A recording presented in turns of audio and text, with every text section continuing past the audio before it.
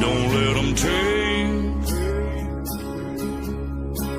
no more of our freedoms from us every day. They want to come into our homes and take our guns and faith away.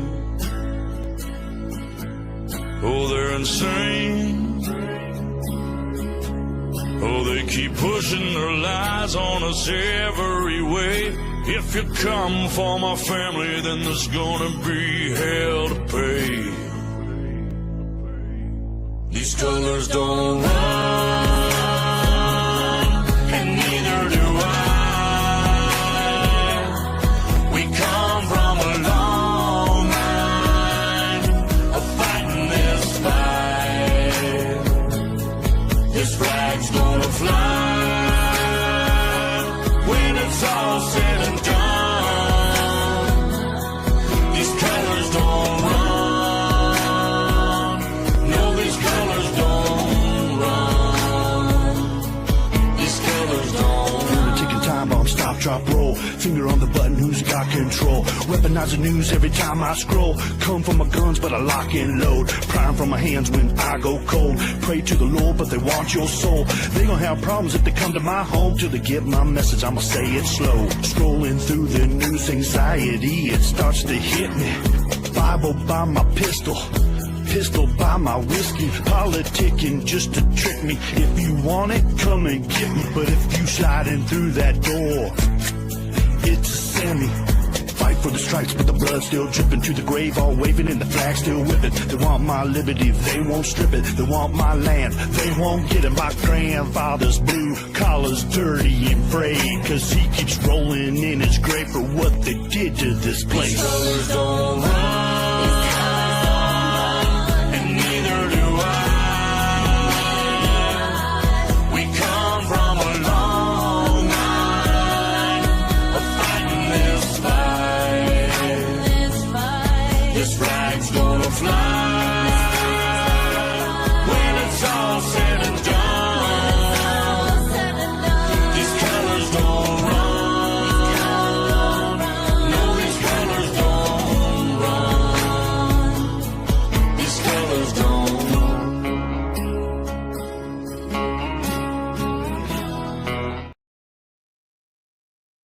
Hey, everyone. Hope y'all had a great day today. I went on an adventure today, but I couldn't get, because I had to work on the video, because it had some things in it I wanted to remove, but tomorrow, hope I'll have a video of my adventure today, and y'all are going to laugh. Hey, Teacup, good to see ya. My phone's been acting a fool today, T. Ask Darlene and Gator Girl. It's been acting a fool for the past couple of days. I love you. I'm praying for you. Hey, Cindy, good to see ya. Love ya.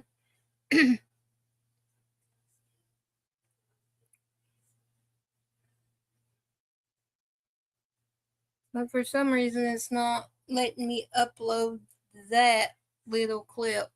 I even shortened it, but it won't let me upload it. So if I can't get it uploaded, I'll have to just post it in band for y'all. Because I think y'all would laugh after you hear my nephew laugh and cut up with me. But I hope everyone's staying warm and has had a great day. And please keep Derek and Goldie and his mom in your prayers, and Gator Girl in your prayers, and Teacup, February the 2nd. It was confirmed,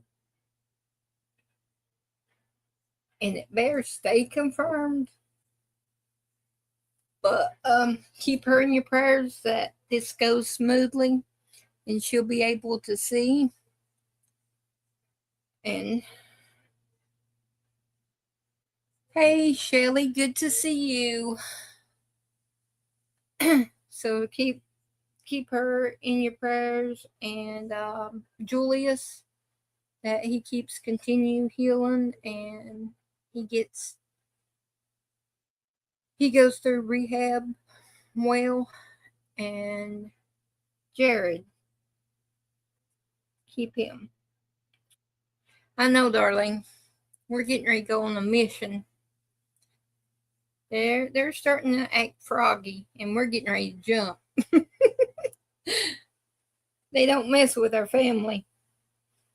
But I got a few little clips.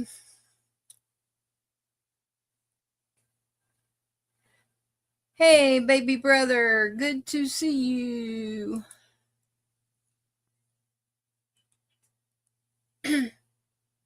Good to see you. Okay, this is a pretty good one where the FBI seizes evidence from Georgia from the 2020 election. This is the newest update on it, I do believe, because it popped on while I was fixing Sky's supper. So at the moment, the FBI is going through a trove of evidence seized during a search on a Georgia election office. Sources telling Fox News it was related to the election of 2020. This is Fulton County. David Spunts in Washington, D.C. David, hello. Bill, hello. FBI agents spent most of the afternoon inside the records warehouse for the Fulton County, Georgia Board of Elections. The matter is sealed before a court meeting. Details are limited, but we can report, as you mentioned, this is related to the 2020 presidential election. Sources tell Fox that agents retrieved documents, phones, computers, ballot boxes after a judge signed a warrant. President Trump has long made Georgia and Fulton County a target of his complaints regarding the 2020 election. Warm looking. It was kind of disbelief. It's been a long time in coming, I think, and getting a lot of the answers that need to be given. This is an order from on high to try to disrupt Fulton County's election administration just because Donald Trump is still mad that he lost the 2020 election.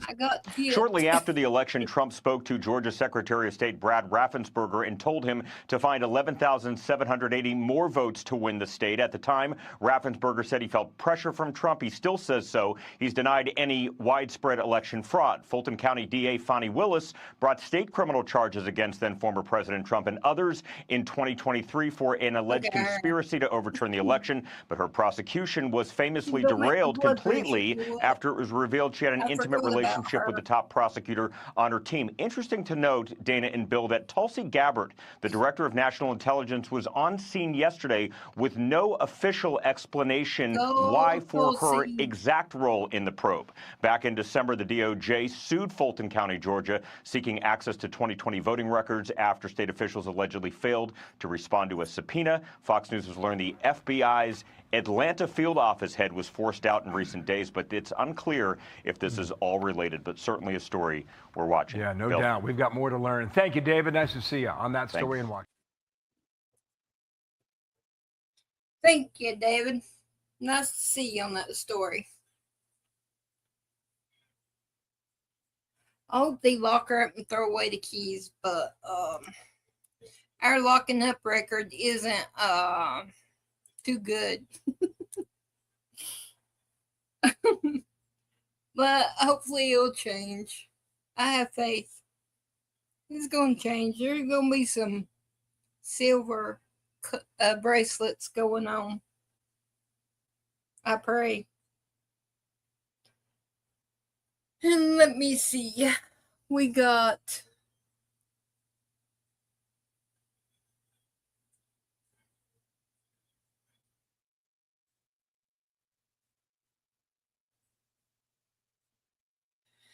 these cities popping up is against the law, and they're going to start defunding states that have these sanctuary cities going on. And here's a little news clip about it. What Lindsey Graham said on this program last night, we've got to have a bill. It's got to pass now. We have got to stop any support for sanctuary cities and states. And those people that have implemented those policies, in my mind, are aiding and abetting in the law breaking and obviously helping to obstruct justice. Is there any part of my legal analysis that's wrong? No, it's 100% correct, pointing out that the fundamental problem, Sean, is cities like Minneapolis who mistakenly think they have a right to declare themselves sanctuaries for illegals. Well, I got news for them. Giving sanctuary is against the law. Specifically, the law passed by Congress. Democrats voted for it. Bill Clinton signed it back in 1996. That law requires states and cities to cooperate with ICE requests, and that means honoring detainers. There's laws the state's against prison system does that in Minnesota, but the Minneapolis jail system absolutely refuses. As a result, violent criminals are released onto the streets to re-victimize citizens. Ignoring that legal duty carries a punishment under that law. A city can lose federal funding, tens of millions of dollars. And if that doesn't get their attention, there is yet another law. Prosecution is an option because it is a crime to harbor or shield somebody here illegally, which is what Minneapolis is doing. The statute is 8 U.S.C. 1324. Anybody can look it up. It's pretty clear. So, you know, Sean, it's so hard to believe that any sensible person could ever object to making a community safer by arresting and deporting alien criminals who victimize innocent people with violence like murder, rape, kidnapping, child abuse. But, you know, these Minnesota protesters are siding with the criminals. So is Waltz and Fry, both of whom are ginning up the street rage, all to protect the worst of the worst under the masquerade of some imagined state authority that exists nowhere in the law. Greg. Protesters don't have veto power over immigration enforcement. Amen. Let me ask you about this video of Freddie from 10 days prior. And I'll concede what his lawyer is arguing that, OK, even though we see a very aggressive, you know, to me, violent looking, spitting at law enforcement, confrontational individual that is armed, I mean, what does that tell us about the mindset of somebody? I mean, my understanding is his own father was begging him not to do this, not to go to these things and be involved in this. But clearly that is not a good look for him. Well, it shows his state of mind, an angry person who is expressing his rage with assault. Spitting at an officer is assault. Obviously attacking a federal government vehicle and destroying the property. And then he seems to resist to some extent the arrest. It tells you a lot about his mindset that then extended a week later when he intervened, when a different group of officers, Customs and Border Patrol, were trying to fend off a protester. He gets involved, resists arrest. You know, he's committing crimes all over the place. Now, it's tragic that he lost his life, and it may be a case of, mistaken perceptions when the shooting occurred, which invokes the imperfect self-defense. But that video tells a lot about Alex Preddy. All right, Greg Jarrett, thank you for that announcement. Yep, actions speak louder than words. So, you act like an idiot, you get treated like an idiot. And he just didn't learn from the first time. I pushed the line a little bit. But I don't cross the line. I push up to the line, but I don't cross the line. That's the way he could have been always like that, but I don't know. Okay, and then we got, I'm going to play, this is what, I don't see him in chat, but this is what BitBot posted on Band, and, for the ones who doesn't go to Band, I recorded it so I could play it here for y'all to see because it's very important. Because, I mean, I knew there's dangers out there. That's why I keep Sky off the internet as much as I do. I'll let her in chat, but I got all of y'all to keep, you know, the bad out. But this just hits you the wrong way. He hits you a way that makes you think really hard. Because either we got children, young children, or we got grandchildren. We got nieces and nephews, friends that has kids. So we need to let them know that this is still going on and it's out there. And we need to protect our kids as much as we can. And see, I'm blessed because I've got y'all as a family who helps me when she comes on. So I'm going to play it before she comes on later to do the history lesson. So, Chris, you need to be getting your pencil and paper ready.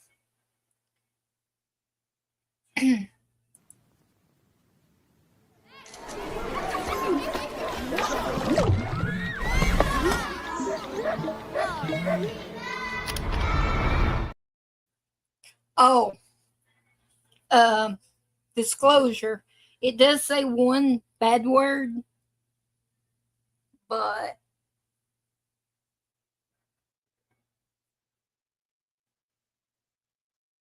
y'all will know. Y'all are old enough to know. But it does say one bad word, so, I mean, we pretty much hear it is turning into a common word anyway, but I just wanted to give y'all a heads up in case y'all have any grandkids or children around. It does have a cuss word in it. So here we go.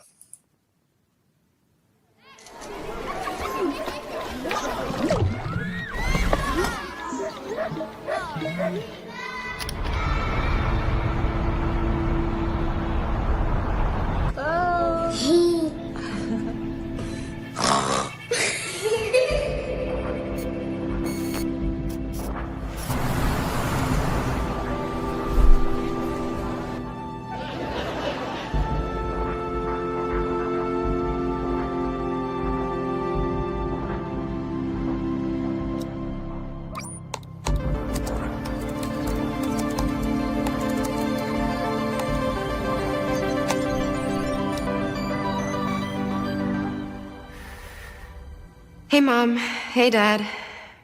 It's me, Ella. Well, a digital version of me. Just a bit older. Amazing what technology can do these days, isn't it? All you need are a couple of pictures, like the ones you share on social media, where they can be taken and used by everybody. I know, for you, these pictures are just memories. But for others, they are data. And for me, maybe the beginning of a horrible future. A future where my identity can be stolen just like that. Where I can go to prison for things that I would never do. Imagine my credit score being destroyed, Dad. Or my voice copied to scam you, Mom. Mom, I'm in trouble. I need you to send me money, please. I don't want to become a meme, humiliated by everyone at school. Kill yourself, you fucking loser.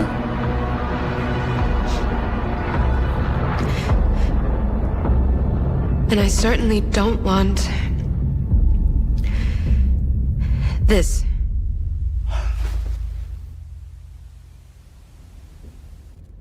What you share online is like a digital footprint that will follow me around for the rest of my life. I'm telling you this because I know you love me and would never do anything to harm me. So please, Mom, please, Dad, protect my virtual privacy.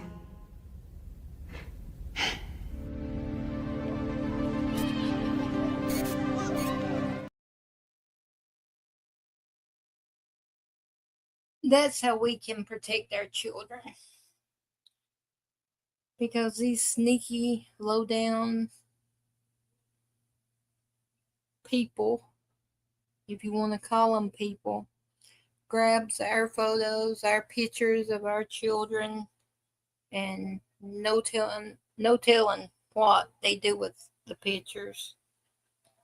So, if you know anybody that has young children or even teenagers, tell them, hey, you need to cool that. You need to slow your roll on it.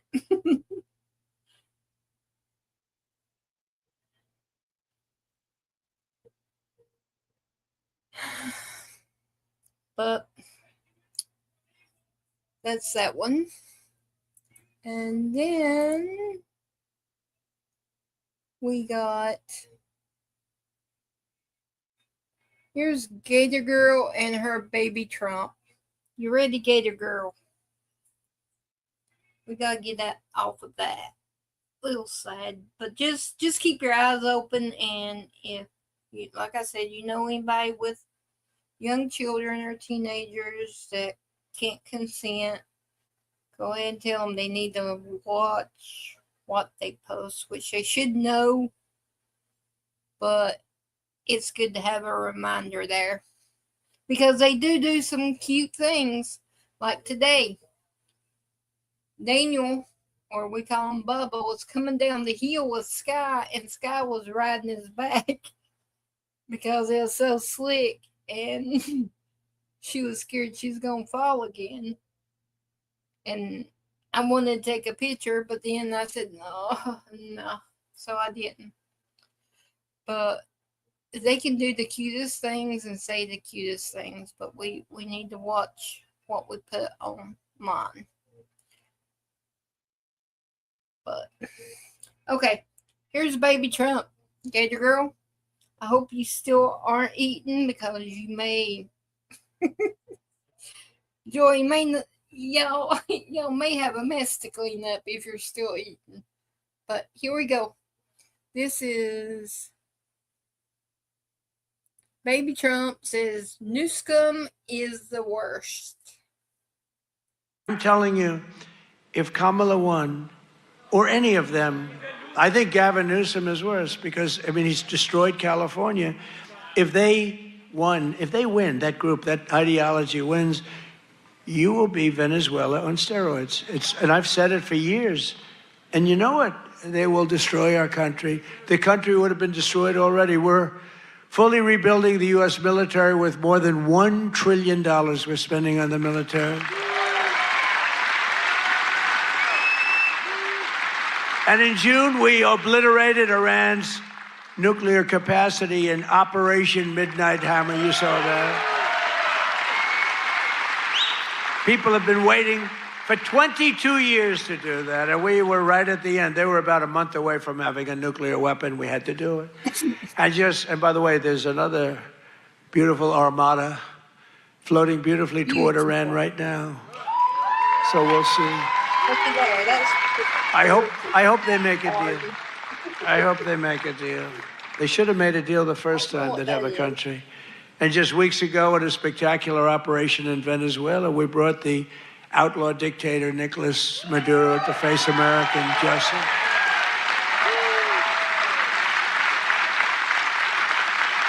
In one of the most brilliant, lethal, quick, they've never seen violent operations ever seen, military operations ever seen. Nobody was killed, not on their side. A lot of people, unfortunately, I have to say a lot. We went into a very big, powerful military base with a group of unbelievable, talented, patriotic people that love our country. You couldn't hold them back. You know, the weather was off for 3 nights. It was not good, so I delayed it. The next night it was okay, but not great. I said, General, sir, they're ready to go, sir, they're okay. I said, but the weather's a little bad. I said, sir, they're ready to go. I said, God bless you, General. And boy, did they do a job.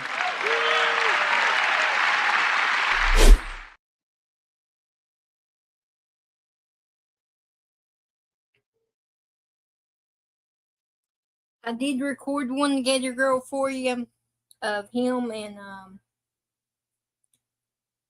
John Kennedy fishing, but it's a long one, so tonight will be the last night of this 250 anniversary series, so I'll be able to start showing some of those, the longer ones, and then we're going to do a little trivia too that BitBite suggested.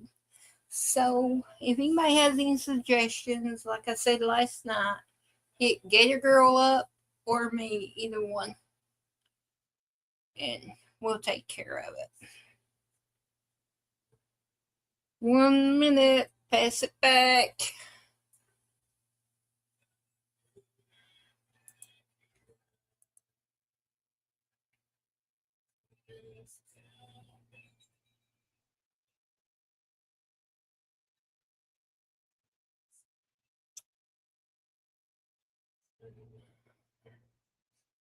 Praise the Lord.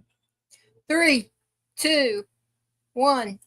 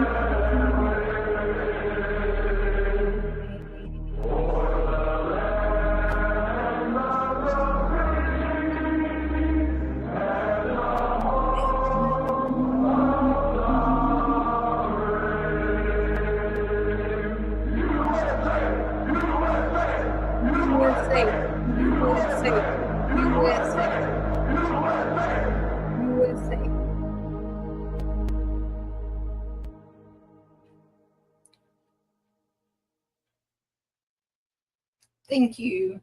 Thank y'all very much for your support.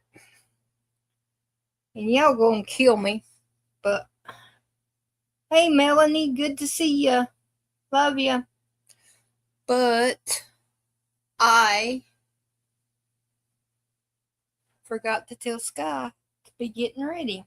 So I'm gonna let you watch this little clip here while I get her ready, because I've already got it pulled up and ready to start. So y'all watch this while I go and get Sky on. Oh, this is about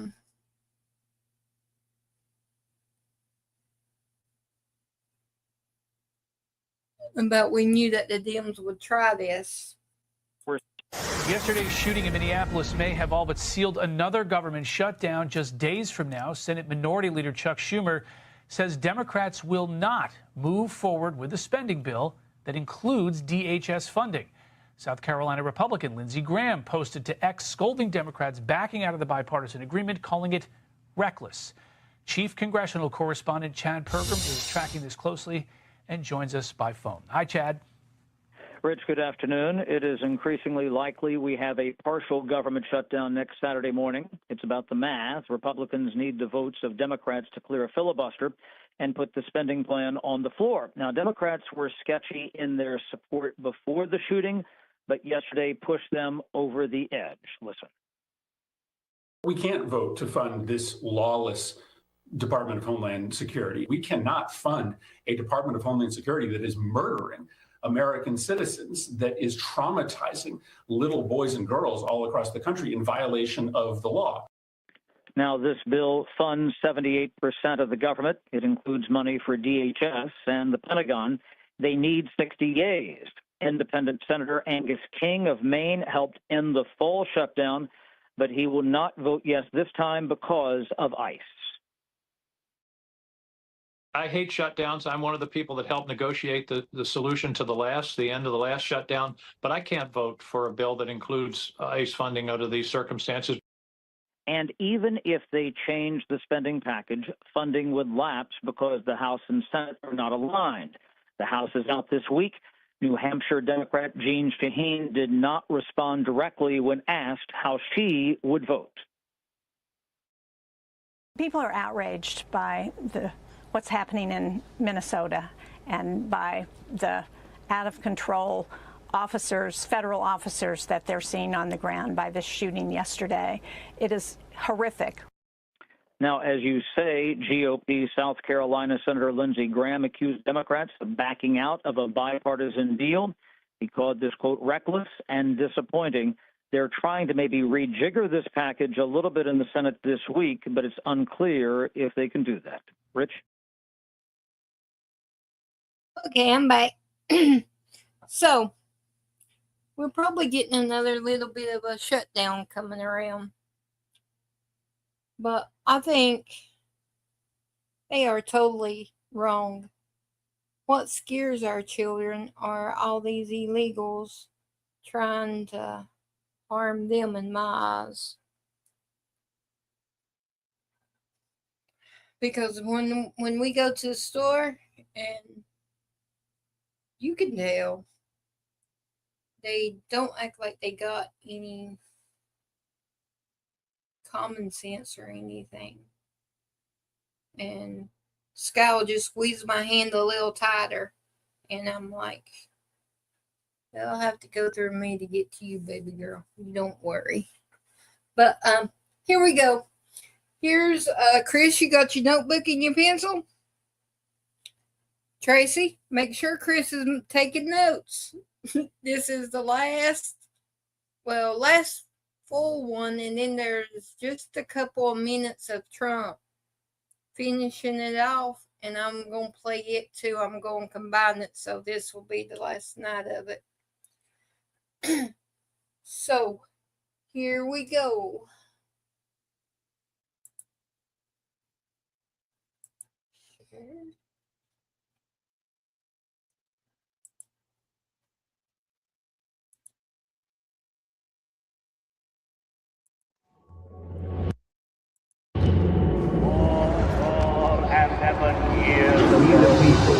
In order to form a more perfect union.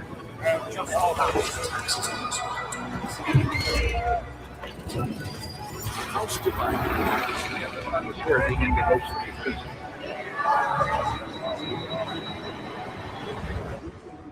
To each other, our lives, our fortune, and our sacred honor.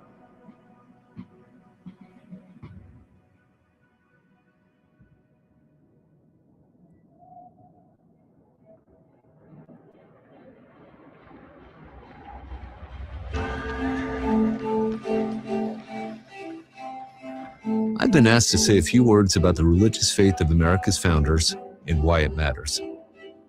Hi, I'm Mark David Hall, a professor in the Robertson School of Government at Regent University. Let me begin by observing that a lot of nonsense has been written about the faith of America's founders. Scholars and popular authors alike routinely assert that they were Enlightenment deists who desired to strictly separate church and state. Nothing could be further from the truth. On September 24, 1789, the House of Representatives approved what would become the First Amendment, an amendment that includes these important words: Congress shall make no law respecting an establishment of religion or prohibiting the free exercise thereof.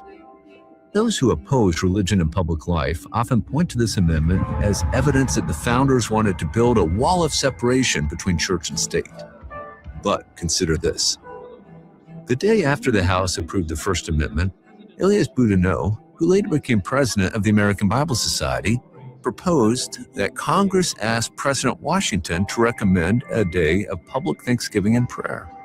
In response to objections by Adonias Burke and Thomas Tucker that such a practice mimicked European customs or should be done by the states, Connecticut's Roger Sherman justified the practice of Thanksgiving on any single event not only as laudable in itself, but as warranted by a number of precedents in Holy Writ. For instance, the solemn thanksgivings and rejoicings which took place in the time of Solomon.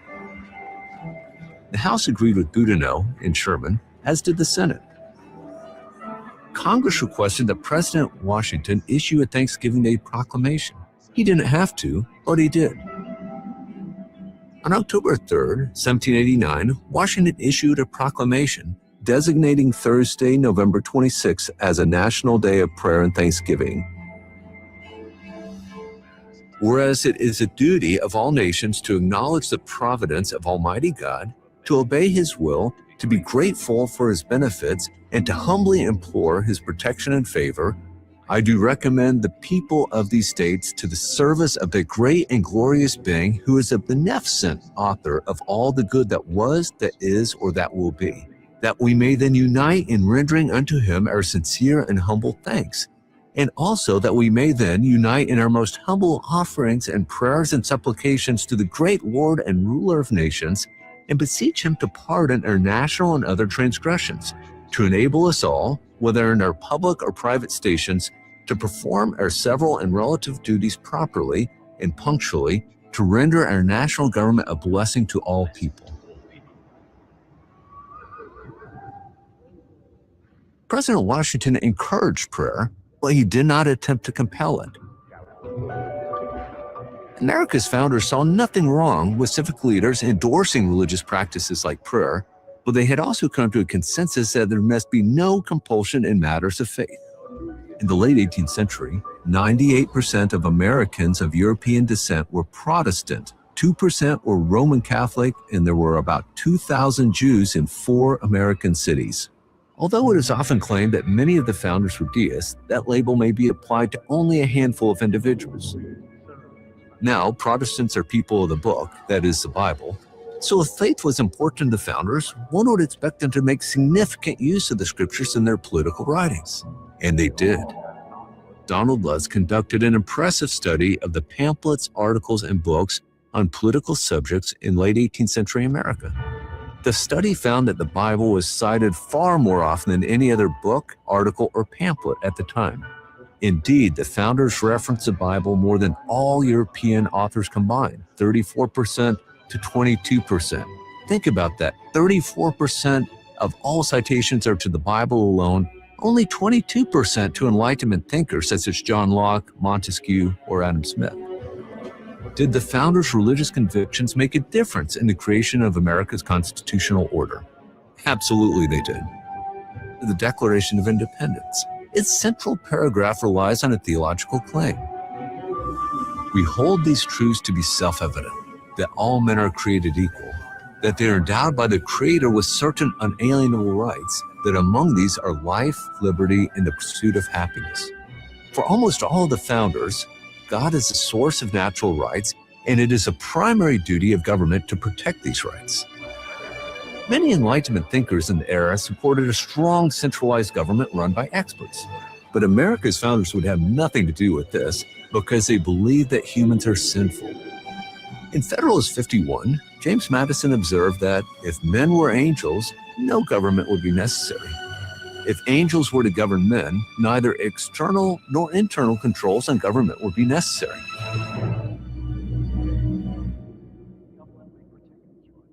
This led them to design a constitutional order characterized by the separation of powers, checks and balances, and federalism.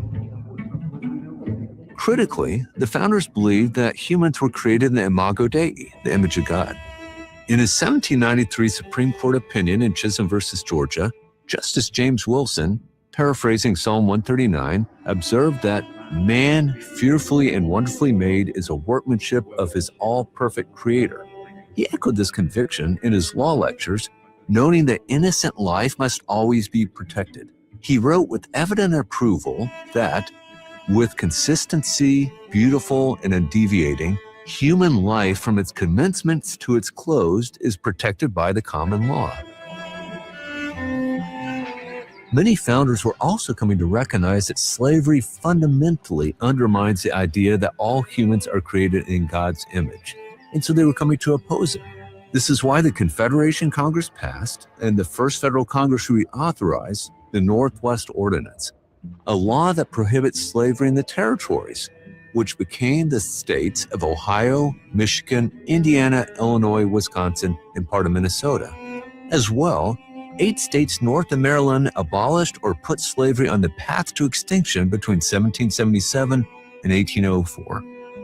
Finally, the founders understood the Christian faith to require the robust protection of religious liberty for all. This is illustrated well by George Mason's draft of Article 16 of the Virginia Declaration of Rights, which reads, that as religion, or the duty which we owe to our divine and omnipotent Creator, and the manner of discharging it can be governed only by reason and conviction, not by force or violence, and therefore that all men should enjoy the fullest toleration in the exercise of religion according to the dictates of conscience, unpunished and unrestrained by the magistrate. Note how Mason's provision is grounded in the duty which we owe to our divine and omnipotent Creator.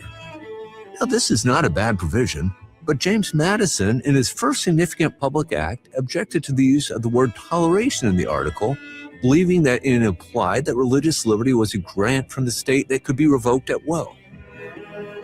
The Virginia Convention agreed, and Article 16, which had a profound influence on subsequent state constitutions and the National Bill of Rights, was amended to remove the language of toleration to make it clear that the free exercise of religion is a right, not a privilege granted by the state. By the end of the Revolutionary era, every state constitution offered significant protection to religious liberty. The federal Constitution of 1787 did not have a religious liberty provision per se, but Article 6 prohibits religious tests for federal office. Now, some objected that this would allow non-Christians to be elected to federal office. Federalists conceded that this was the case, and many undoubtedly thought this outcome unlikely. But fortunately, they insisted on a constitution that did not favor one religious tradition over another. Anti-Federalists thought the Constitution did not sufficiently protect religious liberty, and they insisted that a Bill of Rights be added to it. In the face of popular outcry, the first Congress proposed, and the states ratified, a constitutional amendment prohibiting Congress from making a law respecting an establishment of religion or prohibiting the free exercise thereof. This provision clearly bans Congress from creating a national church, and it goes well beyond protecting the freedom of worship. It insists that citizens have the right to the free exercise of religion. Not only did the founders understand that religious liberty must be robustly protected, they recognized that religious convictions of all Americans must be carefully guarded. I already mentioned Article 6's prohibition on religious tests, but let me close by returning to President Washington. In 1790, he wrote a letter to the Hebrew congregation in Newport, Rhode Island. Keep in mind, there were only about 2,000 Jewish citizens in America, and they had little political or economic power. As a matter of principle, not politics, President Washington insisted that all citizens possess alike liberty and conscience and the immunities of citizenship. It is now no more that toleration is spoken of, as if it was by the indulgence of one class of people that another enjoyed the exercise of their inherent natural rights. For happily, the government of the United States, which gives to bigotry no sanction, to persecution no assistance, requires only that they who live under its protection should demean themselves as good citizens, in giving it on all occasions their effectual support.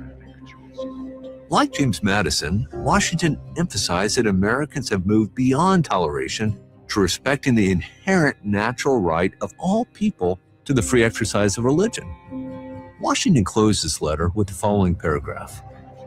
May the children of the stock of Abraham who dwell on this land continue to merit and enjoy the goodwill of the other inhabitants, while everyone shall sit in safety under his own vine and fig tree, and there shall be none to make him afraid. May the Father of all mercy scatter light and not darkness in our paths, and make us all in our several vocations useful here and in his own due time and way everlastingly happy. There are 9 scriptural references in this last paragraph. One of them is to Micah 4:4, which reads, "While everyone shall sit in safety under his own vine and fig tree, and there shall be none to make him afraid." This was George Washington's favorite Bible verse. He quoted or paraphrased it more than 50 times in his writings. Today, we give thanks for our founders' religious faith and for their wisdom and foresight in protecting the sacred right of conscience in the First Amendment. Now, it is up to every generation to protect these rights, to ensure that every American can sit under his own vine and fig tree and never be afraid. Thank you for joining me.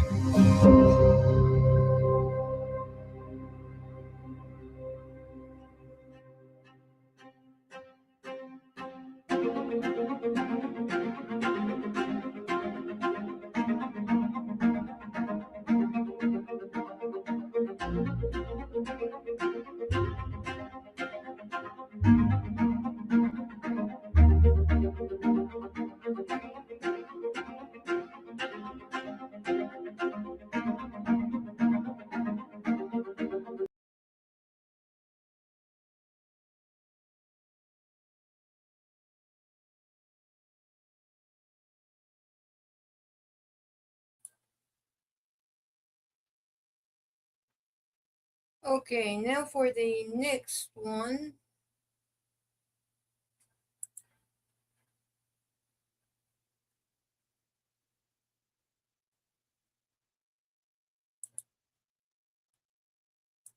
This is Trump closing up this series. So it's only like 3 minutes and a half, something like that. But he's closing it up.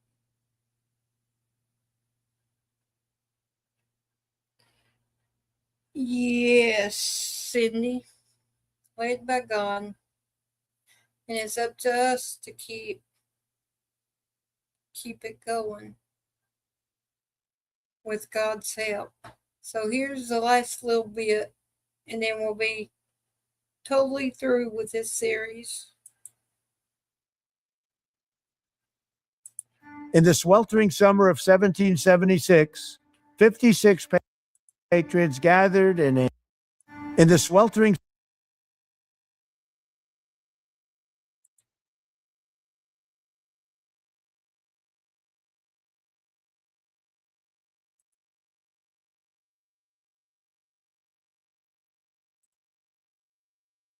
summer of 1776, 56 patriots gathered in a meeting hall in Philadelphia and signed their names to a document that would change the course of history forever. The Declaration of Independence, and I have it right there. What a beauty. Good to see you. Not only did they sever the political bonds with Great Britain, they announced a new era in human events, proclaiming that all of us are endowed by our Creator with rights to life, liberty, and the pursuit of happiness. In our war for independence and every generation since, thousands of American patriots have enlisted their lives in defense of that cause. From Trenton to Yorktown, from Gettysburg to Chambersburg, from the fields of France to the shores of the Philippines, and on the battlefields all over the world. Every generation of Americans has drawn meaning and been inspired by the immortal deeds of the founding generation and the nation they gave us to build and to defend. In 2.5 centuries, that's 250 years, the spirit of 1776 has carried our flag to places and heights that our founding fathers could never have dreamed. Americans forged into the frontier and blazed across the Great Plains. We tamed the Wild West. We pushed the boundaries of scientific discovery. We enlightened the world with electricity and commerce. We defeated tyrants and vanquished dictators. And we planted the American flag on the moon. We owe it all to the patriots and heroes of 1776. This is the story of America. We're excited to retell one of the greatest tales in the history of mankind, working with Hillsdale College and some of our country's brightest leaders and foremost thinkers who have contributed to the Story of America video series, including Vice President J.D. Vance, Secretary of War Pete Hegseth, Dr. Larry Arnn, Eric Metaxas, Brian Kilmeade, and many others. Join us in honoring this incredible history, and together we will give America the greatest birthday celebration our country has ever seen. God bless you, and God bless America.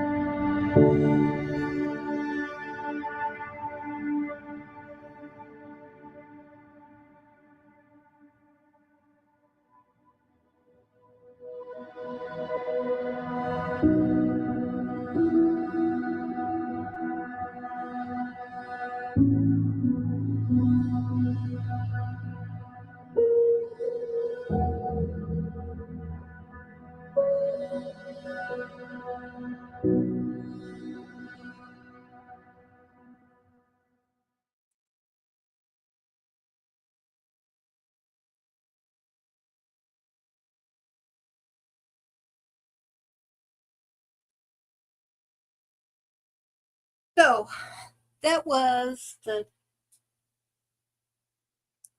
whole series. You're welcome, Tracy. I hope y'all liked it and it refreshed their memory. I hope so. So it is finished. Chris, I want a 15-page essay on what you learned.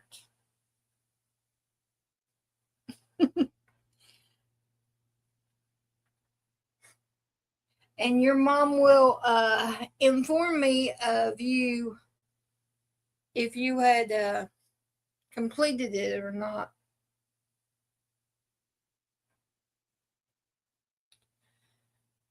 Yeah, that was great of Trump to get it set up like that so everyone could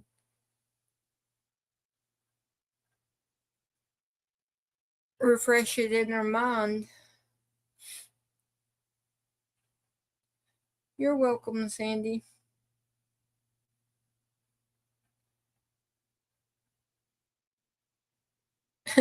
We'll see, Christopher. We'll see.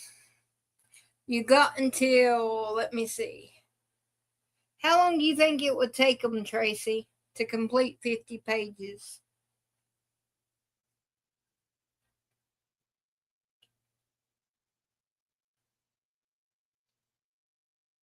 Not big writing like I do, but small writing, regular size writing.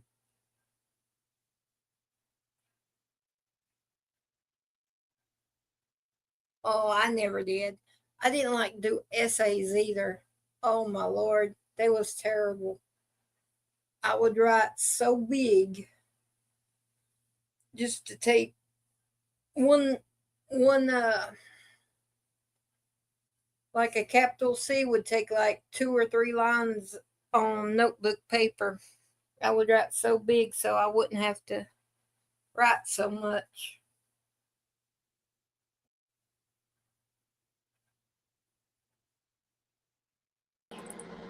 Hey, Gator Girl, good to see you.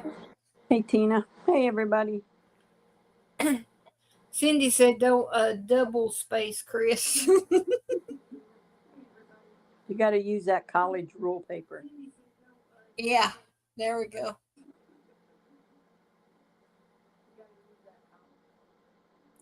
I think Chris is full of it.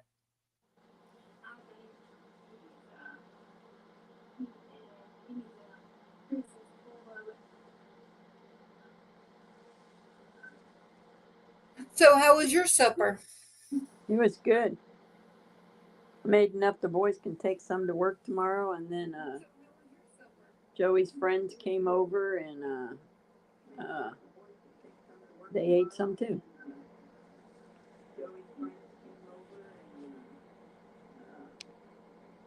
I see them red hands. Hey. I don't know what they mean, but hey. I guess it's hey. Hey. So, what did you think about that little video of Bubba and me coming down the hill?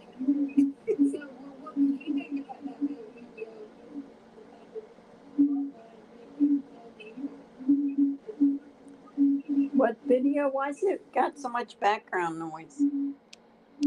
Oh, let me see if I can fix it.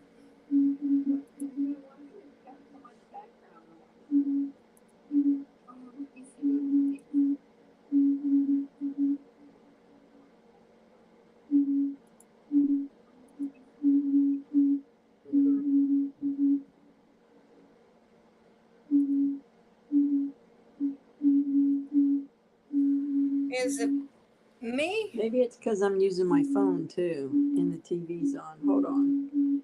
Okay.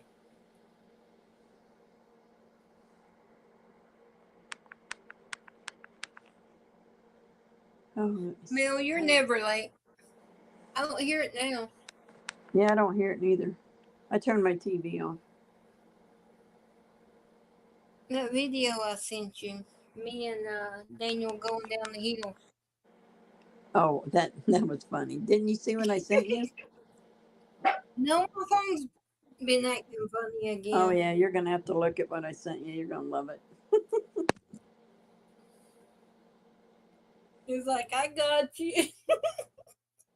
Yeah, that was. Both goes out the ground here in a minute. Yeah, I mean that's kind of scary though, Tina. Like I said, get a sled and put it at the top. I think that's gonna be. I think we're done with the ice and the snow. I think next year I'm gonna have to get me one and put in storage just in case we ever get this again. Just in case. What am I grateful for, Cindy? I am grateful for a lot of things. I'm grateful that I was raised in the home I was raised in because it made me who I am today. I'm thankful for my salvation. I'm thankful that God wakes me up in the morning. I'm thankful that no matter what I do, God's always there with me and He can forgive me if He knows in my heart that I'm truly repenting. And I'm thankful for every single person in this room. Amen. And more stuff, but I'm not going to go on. I'm thankful for my family, for all of my family, and I'm thankful I'm breathing. I wake up each morning, and most especially I'm thankful for is my baby Sky. Yep. I'm also thankful that I got to live long enough to see my oldest daughter turn 51. Today's her birthday. Hey, she's a year older than me. Yes, she was Well, born not in really. 75. Not really a year, because mine's coming up pretty soon. Yeah, she was born January. But I'm going 29th. backwards, so yes, she is older. I texted her this morning and sent her a happy birthday, and I said, "How's it feel to be 51?" She goes, "I'm not 51." I said, "Yes, you are." She said, "No, Mom, I stopped at 21." I'm like, "No, that was what, 30 years ago?" No, you didn't. I said, "At least you don't look 51. You look like you're in your 30s." Yeah, that's what Sky tells me. Oh, Mama, you're so cute and little. Oh, Mama. I said, oh, Sky, hush.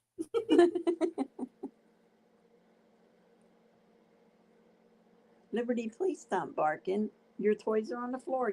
You dropped them over there, not me. Go get them.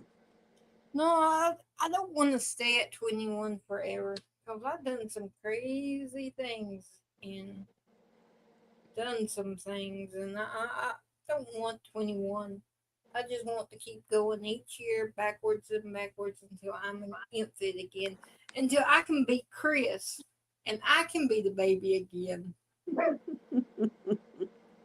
See, he'll get older and I'll get younger, and then I'll take my position back. I'll be the baby. Why are you barking at me? Get down there and get them. You keep putting them down there. You go get them. Go on, go get them. This dog. She gets toys and she plays with them, and she goes to the edge of the bed and drops them, and then she wants me to get down there and pick them. Every toy she has is on the floor. She reminds me of my oldest one when she was young.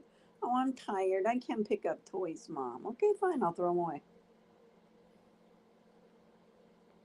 I used to tell Sky and Mason and Colton, I said, we're going to do the cleanup song. And I go around singing, clean up, we're cleaning up. That wouldn't work for my oldest one. She was so spoiled. Oh, so you're not going to pick them up? You're just going to come back up here and bark at me? Figures. No, I'm going to be the baby Christopher. You're going to be the toddler. We're switching places.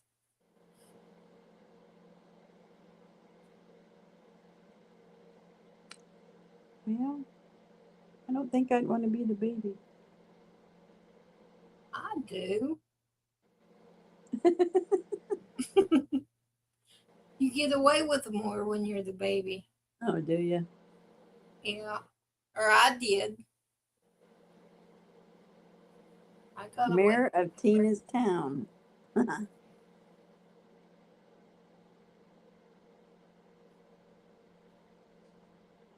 Cottage cheese. Oh, that's nice, Mel.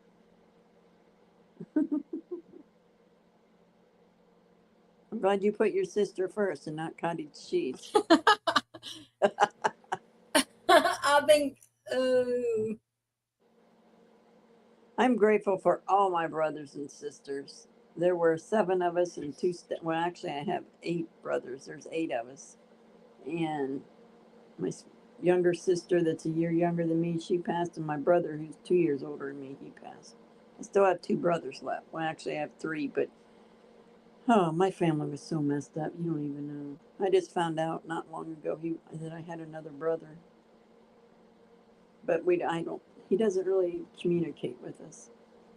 He was adopted apparently and raised way different than we were. I was too ashamed after he told me what a good life he had. I was ashamed to tell him about my life. So he asked me and I'm like, yeah, you really don't want to know. Shelly said, hey, Gator girl. Hey, Shelly, love you. She's Liberty's being a bad girl. Liberty is being bad. So my sketty turned out good. Joey came in, Garrett came in first, then Joey, and then Dario, my adopted grandson, came in, and then Hunter and his wife came in. I was like, dang, hope I got enough spaghetti for everybody. Joey got his out for work tomorrow and already put it up. He didn't want him to eat it. That's Liberty. Stop. But I just did a handful because it's just me and her, and I really don't eat that much, and she don't. Yeah, I ate a little bit. I didn't eat much. I made garlic toast in the oven, and I cooked 2 pounds of spaghetti. That's a lot of spaghetti.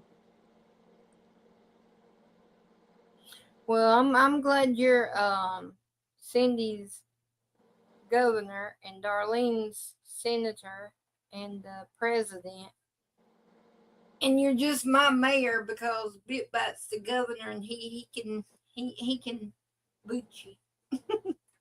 And we are just the citizens who are very capable of rioting. Yeah, we can protest you. We'll be out on the streets.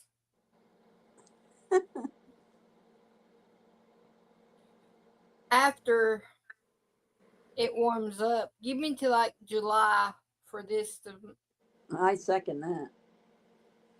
until for this to melt a little bit, because it's not melting.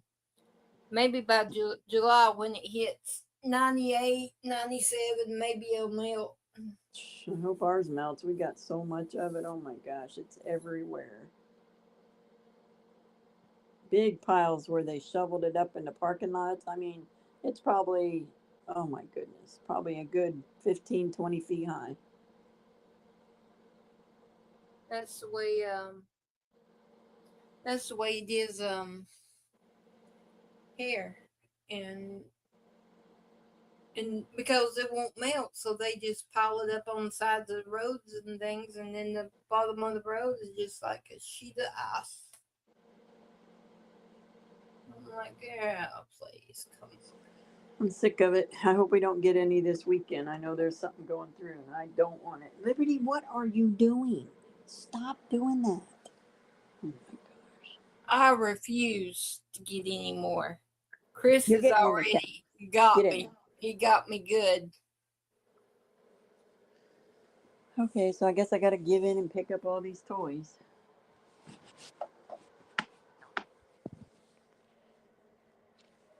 Oh, Lord. There's one. There's two.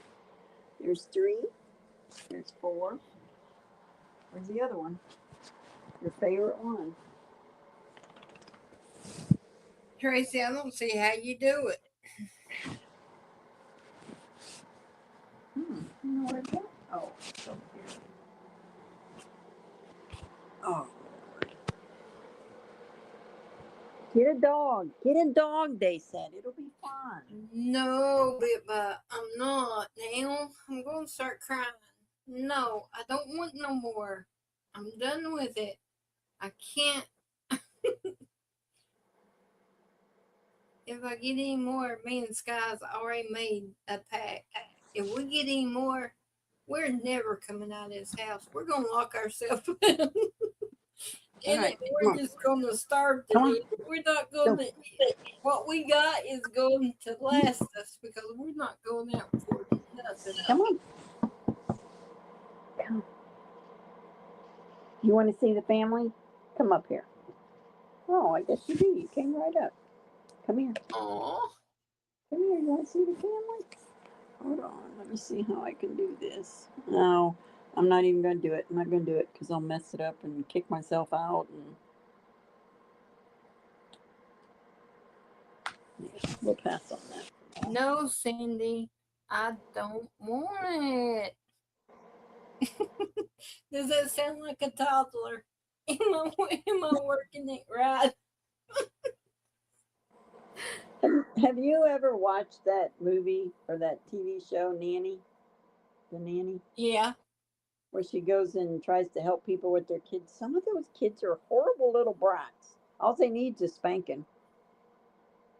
I watched one today, this evening, before I started dinner, and this girl was like 12 years old. What a brat. She beat her mom up, throw stuff all over the house, kicked the doors, got holes in the doors. I'm like, oh my gosh. And the mom's crying, I just don't know what to do. And I'm like, shoot, let me have her. I'll show you what to do. Gator girl, chat is being ugly to me. Are they? What are they doing? Let me look.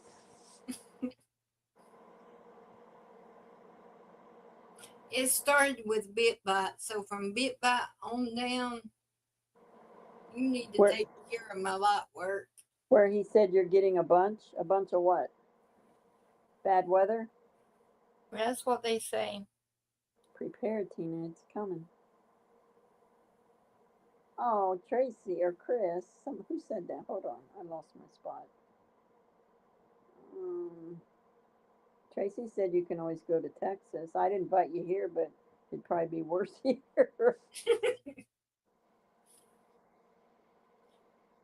Darlene invited me there. She's closer.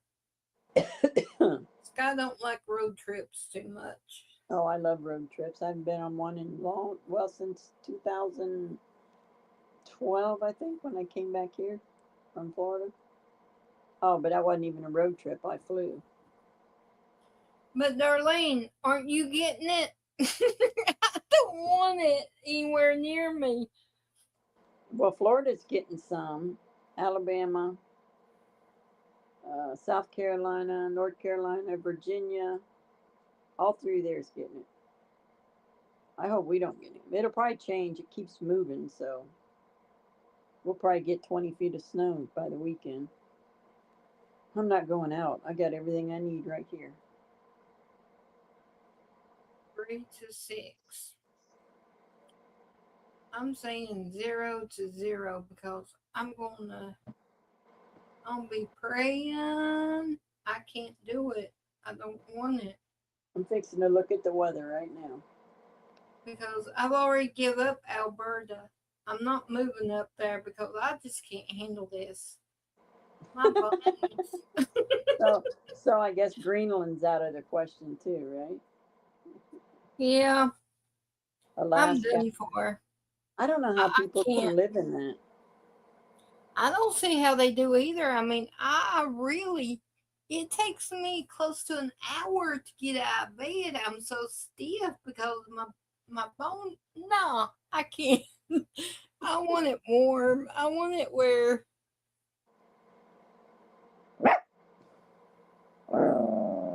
What do you want? You're not being very nice. Am I still there? I don't like any of it, to be honest. To tell you the truth, I despise all of it. Liberty, stop. Y'all are going to have to tell Sky that. Because I'm not telling her nothing because she is very upset with this ice. Yeah, the ice is horrible. That I would not want. Not happy at all.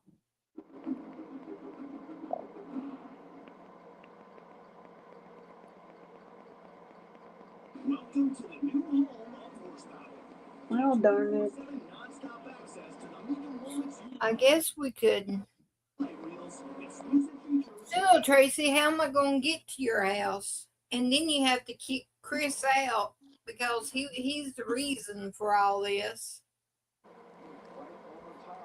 He will have to go and sleep outside because me and Scott would be inside.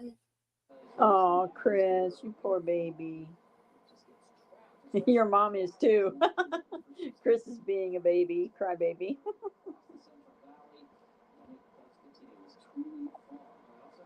You're leaving on a jet plane. Chris is leaving. He's leaving on a jet plane. Ouch, ouch.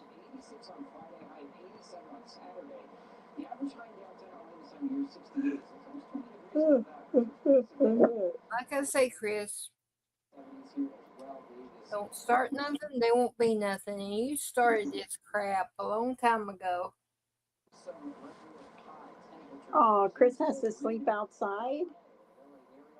I think Chris should probably come here where it's nice and cold and snowy. He wanted it. He called it. We can change. Me and Scott can go to Texas during the winter time, and then Chris can come here for the winter time, and then I'll switch back in the summertime because there's no way I will. No, I can't. I can't do heat either. I'm a 60 to 70 degree.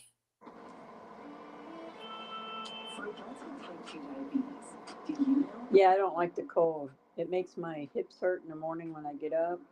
It takes me forever to get out of bed because the arthritis in my hips just kill me. If you don't stop biting me, I'm going to bite you. Sky will point at me and say, "You look like me, Mom." I'm like, you better just touch, girl. Hey, Cindy, Cindy is being bad. She's talking about my gators. Cindy, let's go to Florida together. You'll be a Gator fan if you go with me. You'll be like, wow, this is nice. They really do a big deal for the Gator games. Well, I'll even take you and introduce you to some real gators. You can hop on the airboat and let's go. Oh heck no. No way. No, Cindy. You're not going. You're not going to Florida. You're not going with Yeah. them alligators. Them things can just tear you up one bite and you will be Oh heck no. You can go tubing with me down the Itchituckney, and there's just gators laying on big rocks in the sun. They just watch you. They don't mess with you. Just take some marshmallows. Yeah. Oh heck no. No way. I love it. I love it. I love it. I love it. At least with the ice, I've got a fighting chance. Oh, With the gators, okay. I ain't got no chance. Oh, yeah, you do. They don't bother you unless you bother. You got to worry about. I'm done for. You got to worry about bears where you're at. They'll come in your house. Well, I like my chances with a bear. I might could sweet talk one of those. Yeah, right. Give them one of my Swiss rolls. Here you go, bear. And he'll eat it, and he'll go back and tell his family, and he'll bring the whole family with him the next time. Well, I got a big box today, so I got enough for them. I'll throw them at them and let them get their mind on it, and I'll take off running, slipping and sliding. In Virginia, there's a winter storm warning for Virginia, winter storm warning for Dixon and Buchanan counties expires Friday at noon. What? This must be old. It says live. Oh, they're getting snow in Washington State. Keep it out there. Yeah, keep it out and up there. Oh, no. Liberty, that is my hand. People think I'm being abused by looking at the top of my hand from you. It's not a chew toy. Look, you got this right here. Play with that. Good night, Mel. Love you. Sweet dreams. God bless you. I know, Tracy. It is Chris's fault. I agree. I agree. Liberty, that hurts me. Honey, stop. I'm going to bite you. Let me bite your tail. Good night, Mel. Sweet dreams. Love you.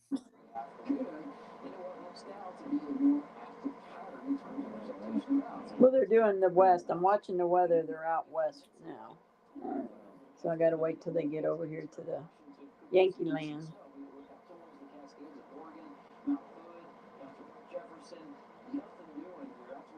I'm going to protest. Who can I protest about the weather? I don't know. I don't know either, but we need to find out where the protesting headquarters. Hey, they can protest about everything else. I know. I think we need a protest on getting some of that money from the whatever those things are called that Trump's putting out on everybody. Yep, we need to protest the protesters. There we go. Yeah. Protest the protesters. Not out there in Minnesota. Those people are crazy. I know. I say build a fence. Did you hear about the man in Ohio that he's a Democrat? He's running for governor or attorney general. And he said he wanted to become attorney general so he can kill Trump. Oh, boy. It's a big stink. I mean, the government's in on it now. They're mad. He said, well, I didn't mean kill him. I mean, just take him to court and charge him with all this stuff and then make him spend the rest of his life in prison.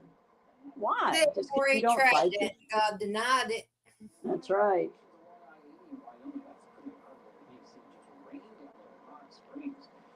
Yeah, but he's in some trouble for what he said. And of course, all the Democrats on the page are like, yeah, let's do it. And I'm like, you people are, I didn't say a word. I'm just saying, you people are idiots. He should be, yeah, but he's finished, that's for sure. Yep. Stick a fork in him, he's done. He's like, that's not what I meant, and you people know it. No, you said you wanted to kill Trump. That was your exact words. No, actually, your exact words were, I'm going to kill Trump. We get held accountable, so yeah, they need to start being held accountable for what they say. Exactly. Exactly. Cindy, please. Please.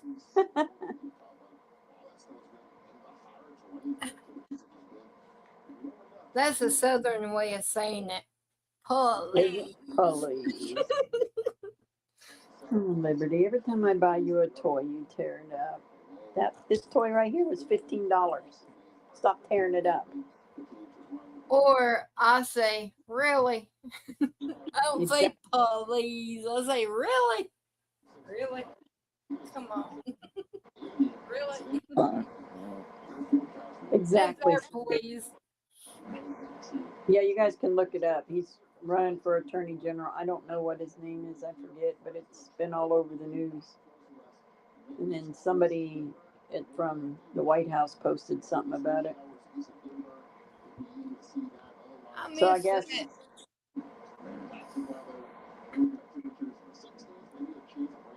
Do what, Tina? I said, I missed that. I didn't know nothing about it. I just seen it this afternoon. Ouch. Cindy says buy cheaper toys. Well, she tears them up too, but I got her one of these rope chew toys. It's about, I don't know, 2 feet long. And she's just tearing all the rope out of it. I usually buy cheap toys because she tears them up.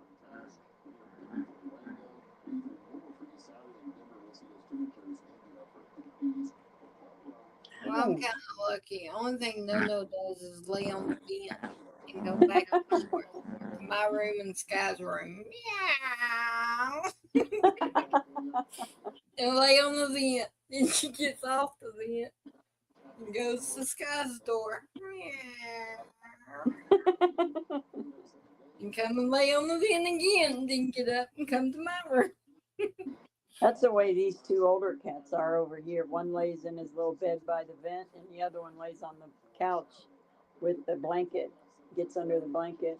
But the kitten, oh no, she's everywhere. Jeffries wants Christy Nome on the ice.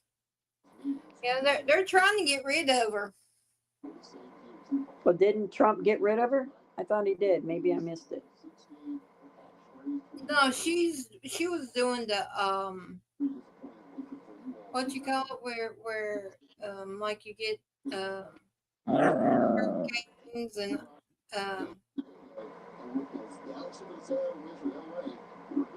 she's out helping the storm victims right now. Oh, okay. Why don't they like Christy Nome? I don't know. They don't like nobody, Gator girl. I know why they don't like her, because she called that guy that got shot, that pretty whatever, a terrorist, and they all. Are you there? May darn if you didn't up and leave me. Oh me. Gator girl. What happened? There you are. My phone timed out.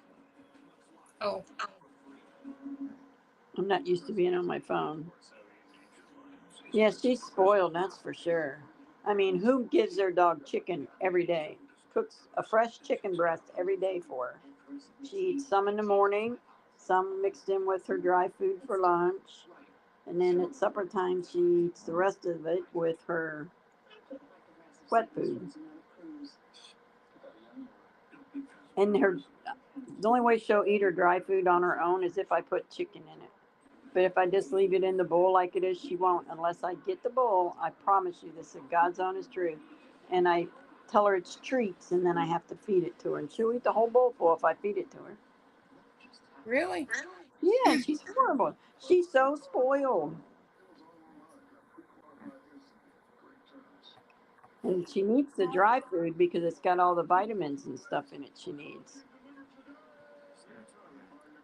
I'm not sure, but I thought about making chicken and rice tomorrow. Maybe. She gets the organic chicken. It's like I get 5 pieces for $12. Chicken breast, boneless, skinless. She eats one every day. Well, I eat chicken legs. My dad gets so mad at me. He says, you can't get no meat off of them. I said, well, that's enough meat on them for me. I'm good. Good night, Tracy. Love you. God bless you. Sweet dreams. Good night, Tracy. Love you. Sweet dreams. Teddy escaped out of the yard today? Oh, no. Liberty's going to Teddy escape. did what? She keeps it up. You bite me one more time while you're playing with this toy. Christopher, did you let Teddy loose? It had to be you.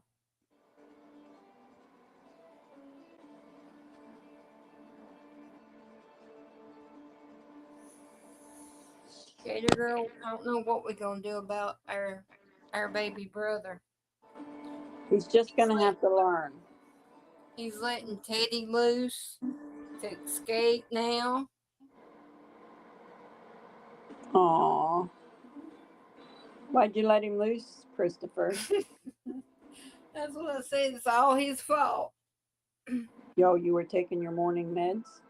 Well, you can't let when I take whatever I do, either Liberty's in her kennel or I take her with me. I need some evidence of that, Chris, because it just sounds like something you would do. I need a recording of you taking your medication and Teddy just jumping the beat. I got to see this. I don't believe it.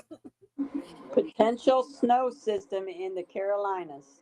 North Carolina winter storm warning. Gator girl, la la la la la la la la la la la la. It's road. Okay, now. It's time. I gotta get off and pray. I just checking to see love if it's y'all. You. Good night, sweet dreams, and keep everybody in your prayers. I got to go. Gator girl's on the weather, and I'm not listening. I'm trying to tell you, it's not in your area. You're good. You're good.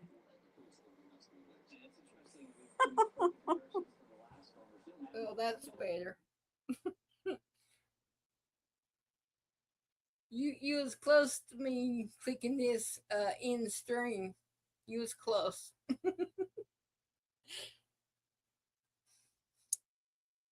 But I do have to get off and say her prayer. She's got some schoolwork to make up because she really didn't get to do much today because I went to town. She stayed with my dad. So I love each and every one of y'all. Good night, sweet dreams, and be safe and stay warm, please, everyone. And I will see y'all tomorrow night. Yeah, tomorrow's Friday. Yeah, I'll see y'all tomorrow night. I love y'all. Oh, Sky, I'm coming.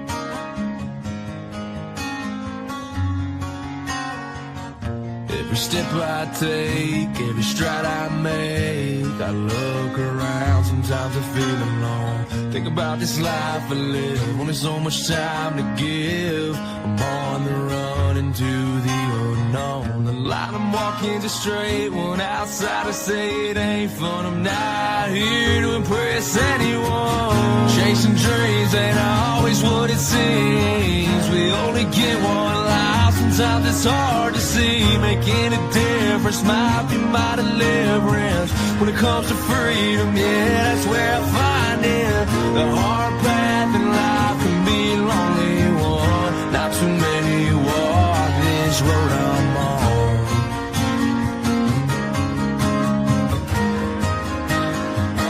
This road I'm on.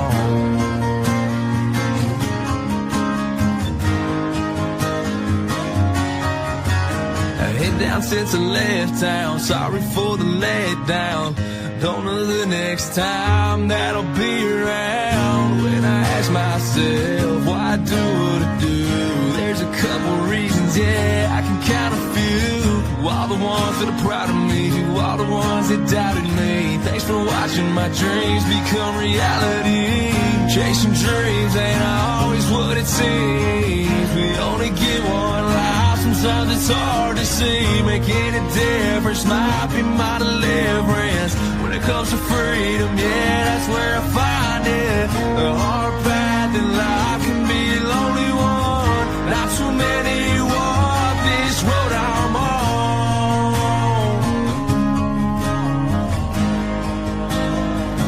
This road I'm on.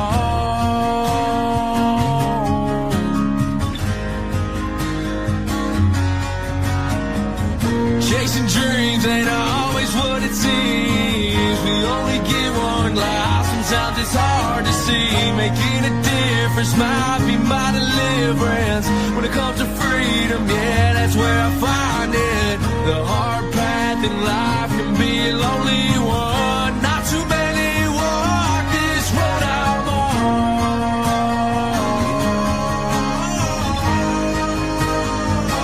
This road I'm on.